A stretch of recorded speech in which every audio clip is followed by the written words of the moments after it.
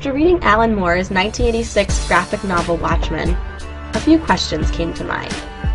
Why, when writing about grave themes such as war, destruction, evil, rape, and murder, would Moore choose the structure of a comic book? Why does Moore nickname Eddie Blake, the most atrocious superhero in the novel, the comedian? And why does Moore choose a primary symbol to be a smiley face streaked with blood?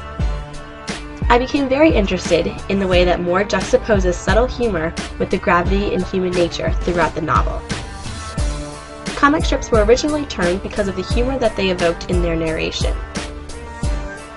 Even though not all comics operate through a humorous mode, they are definitely not an ideal way to set a serious tone for a storyline, regardless of the subject. I therefore believe that Moore selected the comic structure very intentionally to bring out the humor in his satiric piece of literature. Like many types of literary humor, Moore's humor is not exactly laugh-out-loud funny. He uses satirical irony combined with his comic structure to produce very subtle and slightly dark humor to ultimately portray his purpose. Let's talk about Eddie Blake, more commonly known as the comedian.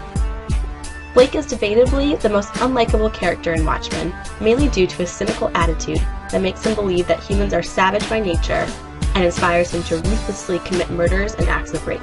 Sadly, Blake saw the worst of humanity and embodied its cruelty.